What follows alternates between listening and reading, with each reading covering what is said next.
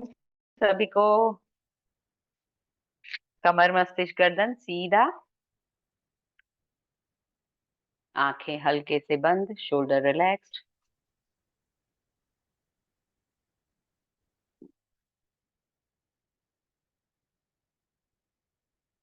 पूरा ध्यान सांसों के ऊपर।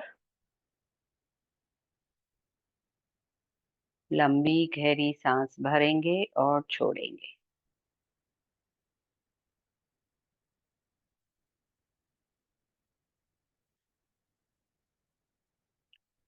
हरि ओम।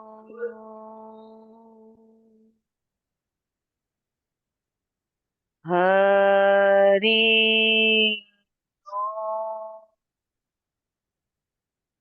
ओम। हरि ओम।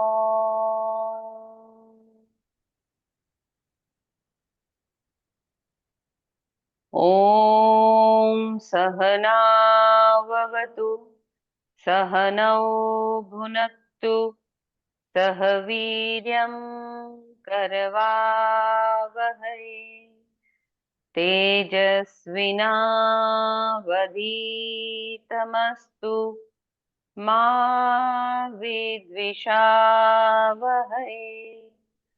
ॐ शान्तिः शान्तिः शान्तिः।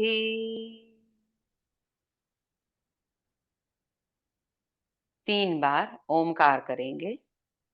हर एक ओमकार के पहले एक लंबी और गहरी सांस अंदर लेनी है। प्रश्वास के साथ में ओमकार का उच्चारण करेंगे।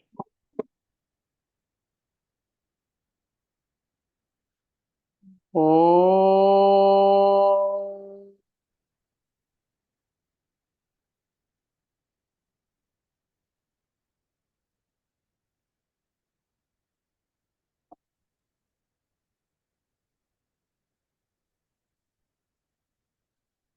ओ।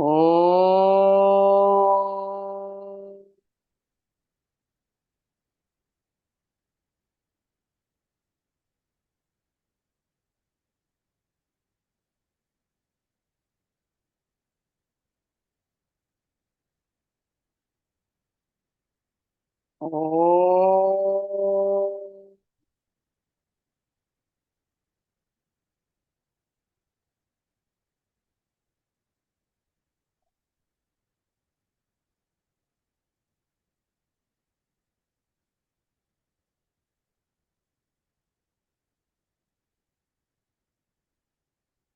दोनों हथेली से हल्का सा घर्षण, पामिंग कर लेंगे। प्राप्त ऊर्जा को लगाएंगे आंखों के ऊपर।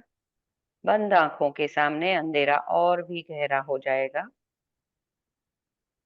वहीं से रोशनी आनी है, इसको महसूस कीजिए। छोटा सा संकल्प लेंगे। मैं आधे घंटे के लिए मनोयोग पूर्वक अपने आप को क्लास को समर्पित करती हूँ। धीरे से, प्रसन्नता से, मधुर भाव से हाथों को हटाएंगे, आंखों को खोलेंगे। हरिओम। चलिए आज सीखते हैं हम भस्त्रिका। ओके।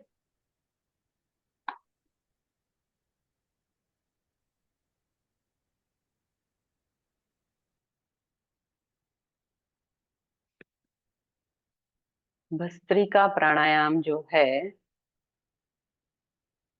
एक सेकेंड, चलिए वीडियो ऑन कर सकते हैं तो कर लीजिए, थोड़ा पता चले हमको। भस्त्रिका प्राणायाम मतलब भस्त्रिका। भस्त्रिका मतलब क्या होता है? लोहार की धोकनी। ओके। गोल्डस्मिथ होता है ना, उसका जो क्या बोलते हैं उसको, बेलोस। बेलोस बोलते हैं। ओके। जो ऐसे पो पाइप भी बोल सकते हैं, विंड पाइप, जिससे वो जोर जोर से हवा को फूंक मारते हैं और फिर उसकी अग्नि को जलाते हैं। तो ये जो चीज है भस्त्रिका, उसमें हम जब भस्त्रिका प्राणायाम करेंगे तो वो लोहार के धोकनी के जैसे हमारी सांसें अंदर बाहर निकलने वाली है। इतना फोर्स से, और इतना फोर्स से इनहेल भी होगा, उतनी ही फोर्स से एक्सहेल भी होगा, राइट। भस्त्रिका प्राणायाम के दो टाइप होते हैं, मतलब भस्त्रिका प्राणायाम इटसेल्फ दो विभाग में किया जाता है। पहला जो विभाग होता है उसमें हम तेज और फोर्सफुली स्पीड में सांसों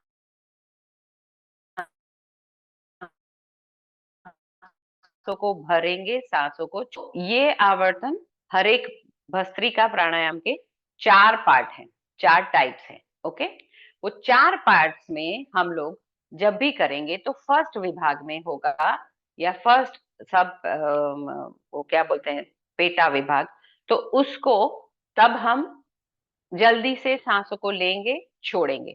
और उसका जो दूसरा पार्ट है, वो दूसरे पार्ट में अलग अलग तरीके से हम सांसों को नॉर्मली लेंगे और छोड़ेंगे।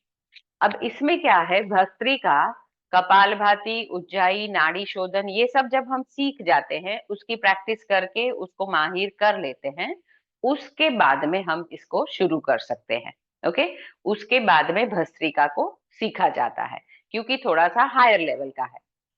दूसरी एक बात यह है कि जब हम कपालभाति करते हैं तो सिर्फ एक्टिवली हम लोग करते हैं रेचक। भस्त्रिका में जब हम करेंगे तो रेचक और पूरक दोनों एक्टिव रहेंगे, जैसे कि हमने घर्षण में सीखा था। तो ये दोनों एक्टिव रेचक पूरक करने के बाद में दूसरा पार्ट इमीडिएटली आएगा, जिसमें हम करेंगे धीरे धीरे से, या तो नाड़ी शोधन करेंगे, या सूर्य भेदी करेंगे, या उज्जाई करेंगे, उस हिसाब से करना है। तो समझ में आया? दो पार्ट होते हैं हर एक भस्त्रिका प्राणायाम के, दो पार्ट, एक में घर्षण, एक में श्वसन। ओके, दूसरा इसमें आगे आता है, घर्षण और श्वसन होने के बाद में जो श्वसन आता है उसके चार टाइप हैं। ओके, हम आज करेंगे सिर्फ एक टाइप, लेकिन आपकी जानकारी के लिए चार टाइप होते हैं। एक आता है अनुलोम विलोम, दूसरा आता है उज्जाई, तीसरा आता है सूर्य भेदी, और उसके साथ में चंद्र भेदी भी कर सकते हैं, और पांचवा आता है हमारा, सॉरी चार ही आते हैं, पांचवा कहाँ से आ गया, चार ही आता है, ठीक है। ओके, तो ये हुआ भस्त्रिका के बारे में टेक्निकल जानकारी। अब दूसरा सबसे पहले जानेंगे किसको नहीं करना। ओके, तो जिसको भी अस्थमा की प्रॉब्लम है, जिसको पल्मोनरी डिजीज प्रॉब्लम्स हैं, उसको अगर अटैक नहीं है, नॉर्मल कंडीशन है, तब ही करेंगे, नहीं तो नहीं करेंगे। हाई बीपी वालों को नहीं करना है, कार्डियोवास्कुलर मतलब हार्ट में किसी भी प्रकार की प्रॉब्लम है उसको नहीं करना है, प्रेगनेंसी में नहीं करना है, हर्निया के पेशेंट नहीं करेंगे। ओके, तो ये सब याद रखेंगे, छोटा सा है लेकिन एडवर्स इफेक्ट ना हो उसके लिए ये ध्यान रखेंगे। ओके, फायदे क्या क्या है? फायदे में सबसे बड़ा फायदा हम बोलते हैं कि वात प्रकृति को ये करना चाहिए, पित्त को ये करना चाहिए, कफ वालों को ये करना चाहिए। ये एक प्राणायाम ऐसा है जो वात पित्त कफ तीनों को सम करता है, तीनों को बैलेंस करता है। ओके, तो ये बहुत बड़ी बात है कि एक प्राणायाम हमारे पास नाड़ी शोधन के बाद में आया है, दूसरा जिसमें हमारे तीनों दोष वात पित्त का सम होते हैं, बैलेंस होते हैं। जब ये तीनों बैलेंस होंगे तो न्यूरोलॉजिकल बेनिफिट्स बहुत ज्यादा मिलते हैं। तो न्यूरोलॉजिकल बेनिफिट जो सिंपैथेटिक पैरासिम्पैथेटिक दोनों सिस्टम, दोनों नर्वस सिस्टम हमारी बैलेंस में आती है, बहुत बड़ा फायदा है। और उसी को देखे आगे तो हमारा इसी के ऊपर से स्पिरिचुअलिटी बढ़ती है, आध्यात्मिकता बढ़ती है, और आध्यात्मिक लेवल जब बढ़ेगा तो कुंडलिनी जागृत होगी, यानी कि हमारा थर्ड आई पावर जो बोलते हैं वो जागृत हो जाएगा। फिजिकल बेनिफिट देखें तो इसमें इम्यूनिटी बढ़ती है, क्योंकि तीनों हमारे वात पित्त कफ सम होते हैं, बैलेंस में आते हैं, तो शरीर की अशुद्धियां निकलती हैं। सबसे पहले जब हम घर्षण करते हैं और फिर श्वसन करते हैं तो जितना भी अशुद्धि निकलती है, मतलब कि डिटॉक्स होता है, बॉडी बहुत अच्छे से डिटॉक्स होता है, और उसके बाद में श्वसन करेंगे तो ऑक्सीजनेशन का फायदा बढ़ जाता है, मतलब डिटॉक्सिफिकेशन और साथ साथ में ऑक्सीजनेशन, दोनों मिलके कॉम्बिनेशन है सोने पे सुहागा। ओके, तो इम्यूनिटी भी एकदम अच्छे से बढ़ती है। इसके साथ साथ में ब्लड सर्कुलेशन बहुत अच्छा होता है। ओके, ठंडी की ऋतु शुरू हो रही है यहाँ पे इंडिया में, तो ये ठंडी के प्रदेश में हमारे शरीर को गर्म रखता है, तो ये बहुत अच्छे से बेनिफिट है। ये गर्म है इसीलिए उसको मध्याह्न के समय में गर्मी की ऋतु में नहीं करते हैं। जनरली प्राणायाम को 4 वक्त करना बताया गया है, शास्त्रों में उल्लेख है। तो सुबह कर सकते हैं, मध्याह्न कर सकते हैं यानी 12 बजे आफ्टरनून में, फिर कर सकते हैं शाम को और फिर रात को। लेकिन भस्त्रिका को मध्याह्न समय 12 बजे आफ्टरनून में करना मना है। ओके, तीसरी बात है इसके फायदे में, हमारा जितना जल्दी से ब्लड सर्कुलेशन होगा उतने ही हमारी गैस्ट्रिक ट्रबल्स कम होगी। मतलब कि जठराग्नि प्रदीप्त होगा। जठराग्नि मतलब हमारी गैस्ट्रिक अग्नि, गैस्ट्रिक फायर। ओके, तो वो डाइजेशन पावर को बहुत अच्छे से इंप्रूव करता है। डाइजेशन इंप्रूव होगा तो पूरी सिस्टम हमारी अच्छे से चलेगी। तो ओवरऑल नर्वस सिस्टम से लेके नीचे डाइजेशन पावर तक सारी सिस्टम को बहुत अच्छे से फायदा होता है। ओके, चक्रों को ध्यान करें तो इसमें मणिपुर चक्र बहुत अच्छे से एक्टिवेट होता है ये प्राणायाम में, राइट। तो इतने सारे फायदे वाला प्राणायाम, लेकिन ध्यान रखेंगे पहले कपालभाति को अच्छे से प्रैक्टिस करेंगे, उसमें थोड़ा सा हमारा क्या बोलते हैं कि दक्षता लाएंगे, मतलब हमारी कैपेसिटी उसमें डेवलप करेंगे, और उसके बाद में धीरे से नाड़ी शोधन, और ये जब अच्छे से हम कर पाएंगे, हमारी प्रैक्टिस ठीक हो जाएगी, उसके बाद में हम जाएंगे भस्त्रिका के ऊपर। थोड़ा सा एडवांस लेवल का प्राणायाम है इसलिए, और कॉन्ट्राइंडिकेशन साथ में रख के करेंगे। ठीक है, चलिए अभी दोनों इसकी प्रैक्टिस करते हैं। मैं पहले दिखाती हूँ, फिर हम लोग सब साथ में करेंगे। करना कैसे है, पहले कपालभाति के जैसे फोर्सफुली इनहेल, फोर्सफुली एक्सेल, लेकिन डिफरेंस रहेगा। कपालभाति में इनहेल नहीं करते हम, सिर्फ एक्सेल करते हैं। तो फोर्स और स्पीड कपालभाति के जैसे रहेगी, लेकिन पूरक और रेचक दोनों में इनहेल एक्सेल फोर्सफुली और स्पीड के साथ। ऐसे करेंगे हम 3 आवर्तन, मतलब एक आवर्तन में, एक राउंड में 10 आवर्तन करेंगे। 10 टाइम्स इनहेल एक्सेल हो जाने के बाद में रेस्ट करेंगे, ये जरूरी है।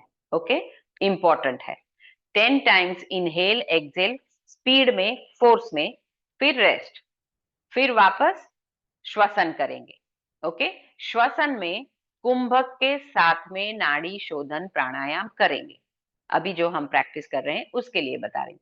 तो इनहेल एक्सेल, और फिर ये हाथ को साथ में रख के नाड़ी शोधन, पूरक लेफ्ट से, कुंभक जालंधर बंद करेंगे, मतलब गर्दन को, चिन को यहाँ पे लगाएंगे, वो जालंधर बंद, फिर रेचक राइट से, फिर राइट से इनहेल, कुंभक लेफ्ट से एक्सेल।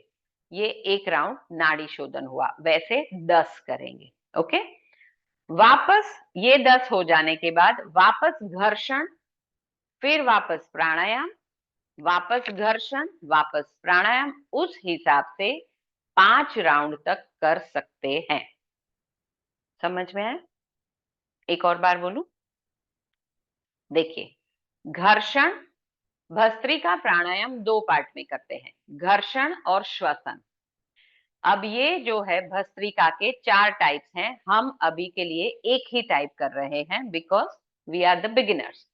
तो उसमें क्या करेंगे, घर्षण करेंगे 10 टाइम्स, उसके बाद में 10 टाइम्स नाड़ी शोधन प्राणायाम, फिर रुकेंगे, दूसरी बार घर्षण, नाड़ी शोधन प्राणायाम, फिर रुकेंगे, फिर तीसरी बार, ऐसे 5 बार कर सकते हैं आवर्तन के हिसाब से। ठीक है, चलिए, जिसको भी सर्दी जुकाम ऐसा कुछ अभी कंटिन्यू एट प्रेजेंट है तो नहीं करेंगे। करंटली अगर कुछ भी टाइप की सर्दी जुकाम की प्रॉब्लम है, नहीं करना है ना। लेकिन ये प्राणायाम से सर्दी जुकाम जैसे रोग को भगाया जा सकता है, तो नॉर्मल कंडीशंस में करिए। ओके, चलिए शुरू करेंगे आराम से। स्पाइन इरेक्ट आप लोग पहले देख लेंगे एक बार और फिर साथ में करेंगे हम सब। Right, full normal inhale, normal exhale. Now I start.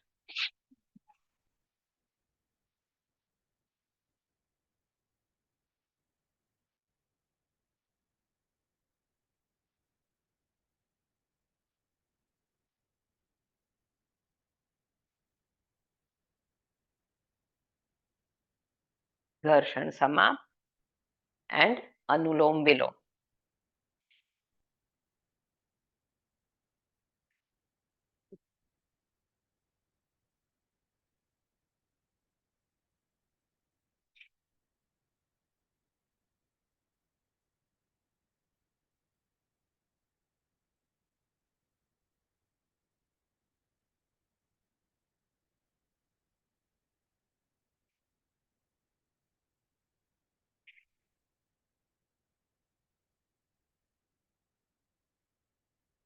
नाड़ी शोधन का भी 10 राउंड करना है। राइट, 10 आवर्तन। तो अभी क्या करेंगे, इमीडिएटली मैंने आपको पॉइंट आउट करके दिखाया था कि हम लोग जब इनहेल और एक्सेल करेंगे, पेट का मतलब उदरीय श्वसन, डायफ्रैग्मेटिक श्वसन करेंगे, तो यहाँ से पेट फूलेगा, अंदर जाएगा, फूलेगा, अंदर जाएगा। फोर्स मेंटेन कीजिए, स्पीड को भी मेंटेन कीजिए। राइट, अगर लगता है कि स्पीड कम हो गई या थक गए, 7 या 8 आवर्तन में रोक दीजिए, फोर्सिबली नहीं करेंगे। राइट, और वो करने के बाद में इमीडिएटली नाड़ी शोधन, यानी कि राइट को बंद करेंगे, लेफ्ट से इनहेल कुंभक, राइट से एक्सेल, राइट से इनहेल कुंभक, लेफ्ट से एक्सेल। ये एक राउंड हुआ, ऐसे 10। ठीक है, चलिए मैं आपके साथ में करती भी हूँ और देख भी रही हूँ।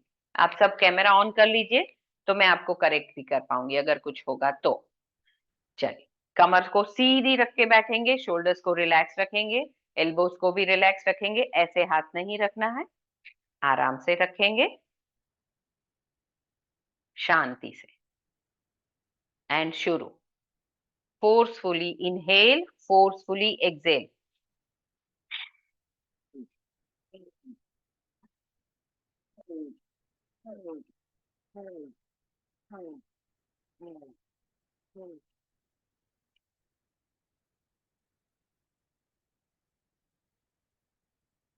And relax. अनुलोम विलोम, नाड़ी शोधन के लिए सावधान। अंगूठे से राइट को बंद करेंगे, लेफ्ट से इनहेल, दोनों नोस्ट्रिल बंद, कुंभक,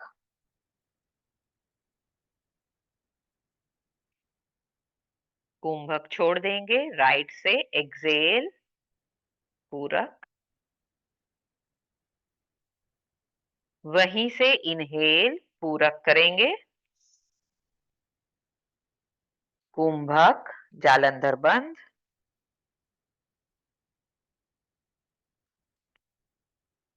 लेफ्ट से रेचक,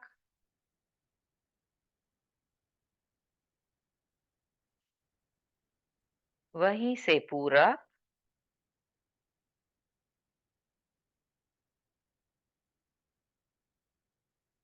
जालंधर बंद एंड कुंभक,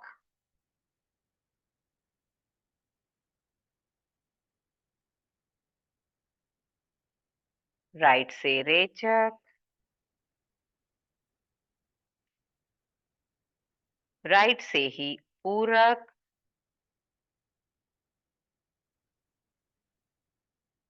कुंभक, जालंधर बंद,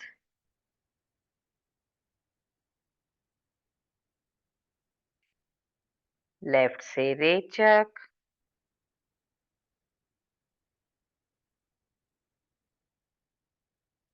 लेफ्ट से ही पूरक,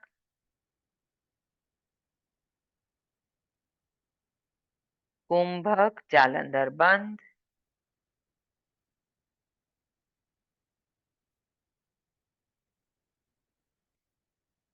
राइट से रेचक,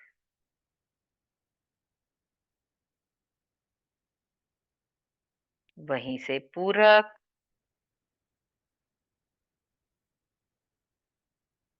कुंभक,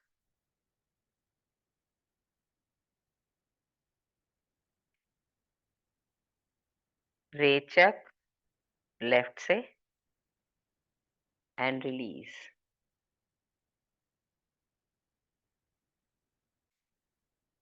वेरी गुड। चलिए दूसरा आवर्तन करेंगे। हल्की फुल्की से पहले सांस ले लीजिए। Normal inhale, normal exhale. अपने आप को सीधा कीजिए वापस, शांति से। घर्षण, दोनों नासिका से, कमर सीधी। चलिए,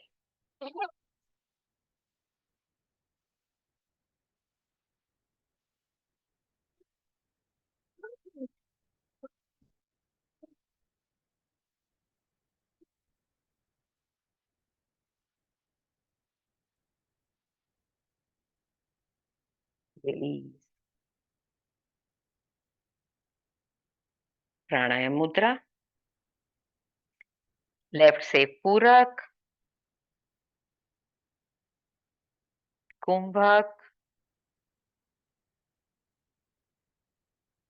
राइट से रेचक,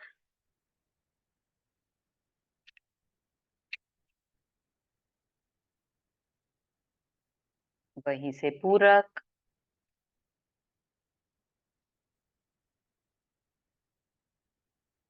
कुंभक,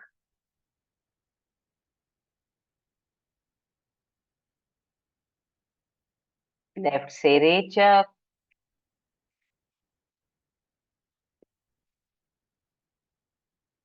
वहीं से पूरक,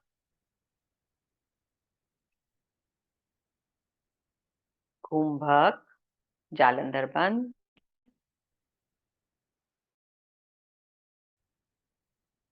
कुंभक छोड़ेंगे, जालंधर बंद छोड़ के, राइट से रेचक, वहीं से पूरक,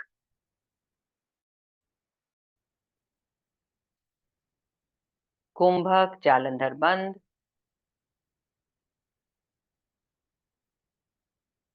राइट से, लेफ्ट से रेचक,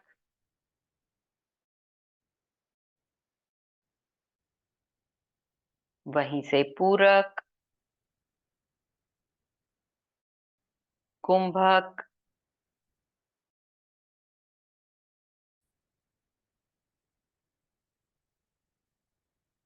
रेचक, राइट से,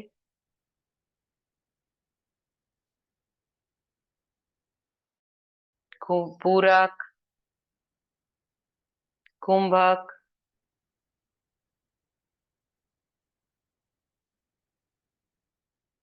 लेफ्ट से रेचक,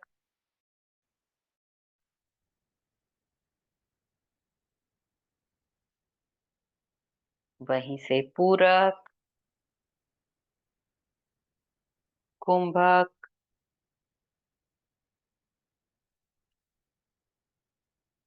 राइट से रेचक,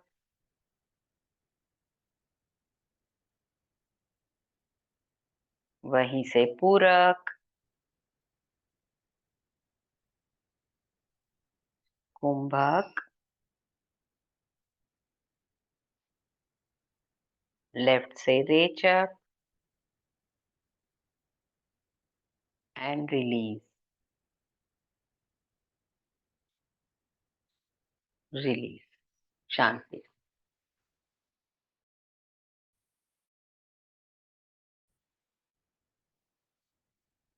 नॉर्मल सांस लेंगे, छोड़ेंगे आराम से। देखिए, एक थोड़ा छोटा सा करेक्शन। जब हम घर्षण करेंगे इसमें, तो कपालभाति और भस्त्रिका के घर्षण में डिफरेंस है। कपालभाति में धक्का देते हैं, इसमें धक्का नहीं देना है। ये मैं मध्यम गति में दिखा रही हूँ आपको समझने के लिए। ये घर्षण आएगा। कपालभाति में क्या करते हैं,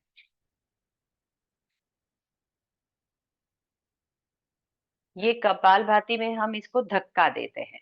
यहां जब करेंगे तो धक्का नहीं देना है, नॉर्मली स्पीड में पूरक रेचक करना है, धक्के के बिना। लेकिन इन्वॉल्व करेंगे, डायफ्राम मसल को इन्वॉल्व करना है, लेकिन फोर्स और स्पीड के साथ में धक्का नहीं लगना चाहिए। ओके,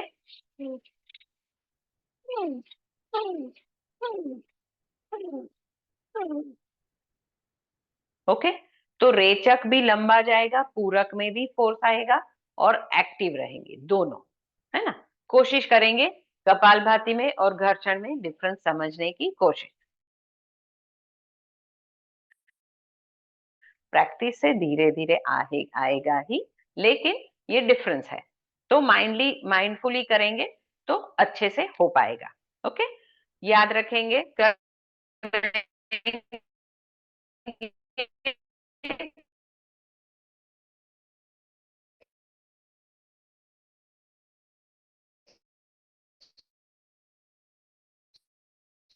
सुबह सुबह करेंगे तो सब, यानी कि 5 रिपीटेशन से ज्यादा नहीं होना चाहिए। 5 बार, मतलब एक बार घर्षण, फिर श्वसन, घर्षण, श्वसन, घर्षण, श्वसन, ऐसा 5 राउंड्स टू बिगिन विथ। और जब हम ये अच्छे से माहिर हो जाएंगे इसमें करते करते, तो 10 काउंट्स के जो हम फोर्सफुली इनहेल, घर्षण करते हैं और श्वसन करते हैं, उसको बढ़ाएंगे, लेकिन 5 राउंड से ज्यादा नहीं करेंगे। शास्त्रों में लिखा है, जैसे पहले भी आपको बताया, ये प्राणायाम कपालभाति, उज्जाई और अनुलोम विलोम नाड़ी श्वसन के बाद में, नाड़ी शोधन के बाद में करते हैं। ये थोड़ा सा एडवांस लेवल का है। पहले अपना नाड़ी शोधन की प्रैक्टिस कीजिए, उसमें पारंगत हो जाइए, और उसके बाद में ये आगे बढ़ाएंगे। ओके, वात पित्त कफ को, त्रिदोष को नॉर्मल करता है, सम करता है, गैस्ट्रिक ट्रबल